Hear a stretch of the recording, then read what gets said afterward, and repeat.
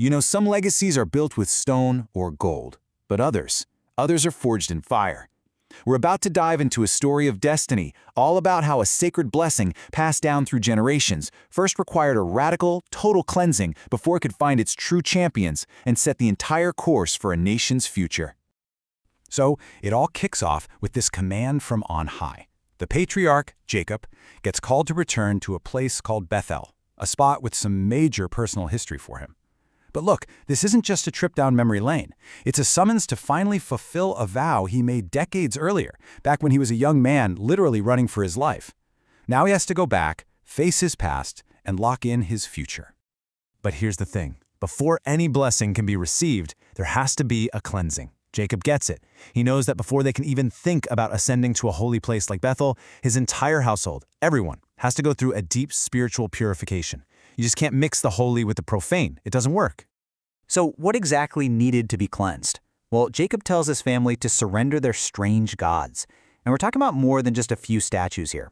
These were idols from his wife Rachel's past. There were protective amulets, even earrings that were tied to foreign worship. Basically, every single symbol of a divided heart.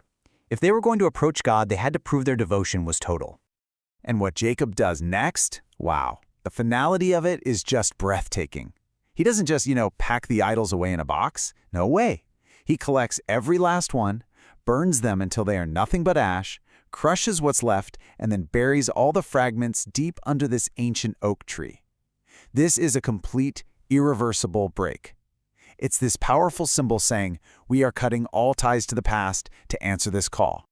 And the effect of this purification? It's immediate and it's totally supernatural. As Jacob's family starts their journey, a terror of the Lord just descends on all the neighboring cities. Now you have to remember, after some recent violence, everyone expected retaliation against Jacob's family. But instead, nothing. Nobody dares to even pursue them. Their act of cleansing became their divine shield. All right, so with the past literally buried, phase 2 begins, the ascent. And this is both a physical climb up to the high place of Bethel, and it's a spiritual ascent toward this long-awaited renewal of the covenant. This is the meeting that's going to define everything that comes next. And get this, Jacob is 99 years old when he gets there. Just think about that for a second. He is standing on the very same spot where, as this terrified fugitive, he had a vision of a ladder stretching up to heaven.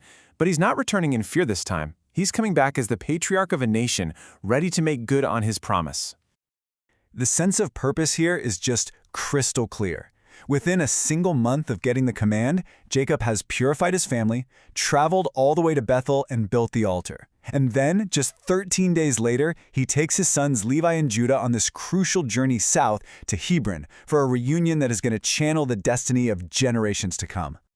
And that reunion is absolutely electric. Jacob's mother, Rebekah, her spirit just overflowing, rushes out to embrace him. Then she sees her grandsons for the very first time, and she speaks this blessing over them, explicitly connecting young Levi and Judah to that grand promise made to their great-grandfather, Abraham. This is the generational transfer of holiness, and it's happening right before their eyes. But then, inside, an even more powerful moment unfolds. The old and blind Isaac weeps on his son Jacob's neck. And in that raw, emotional embrace, a miracle happens. The darkness in his eyes suddenly clears. For the very first time, he can actually see his grandson standing there in front of him. It's like a divine sign, confirming just how sacred and important this moment is. And that brings us to the climax, the revelation.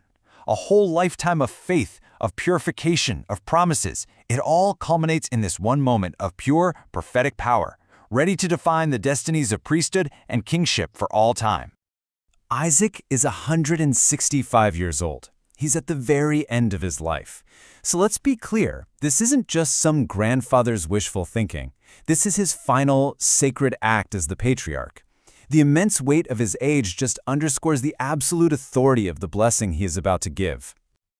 So as the spirit of prophecy descends on him, Isaac takes Levi by his right hand, that's the hand of honor, reserved for the priesthood, and he takes Judah by his left hand, the hand of earthly power. He's about to bestow two totally distinct, monumental destinies that are going to shape the entire nation, one of sacred service to God and one of royal authority over men. First, he turns to Levi, and with his quiet reverence, Isaac blesses him with nearness to God, to serve in the sanctuary like an angel. His descendants, he says, will be judges and teachers. This prophecy establishes Levi's line in its sacred role, the priesthood, sustained not by owning land, but by the very offerings made to God himself. Then Isaac turns to Judah, and his destiny? It's one of power and authority. He will be a prince, a king. His line will bring strength, leadership, and deliverance. The nations will fear him. In Judah rests the entire future of Israel's earthly kingship and its salvation. That very night, the prophecy is physically sealed. Isaac insists that Levi sleep at his right side and Judah at his left, a symbolic act of acceptance. 3 generations feast together in pure joy. And as morning comes, Isaac gives one last, firm instruction to Jacob. Go back to Bethel and complete the vow you made. Do not delay.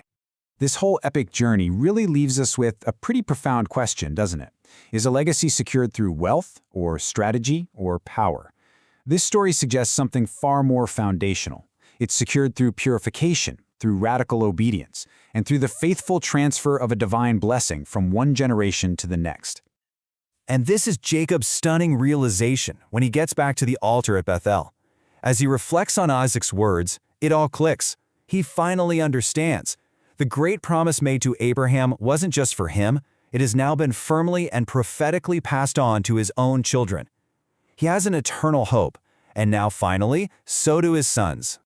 And so the story concludes. This moment of generational blessing, this incredible transfer of priesthood and kingship from a dying patriarch to his grandsons, was so unbelievably significant, it was recorded on the heavenly tablets as an eternal testimony for all time.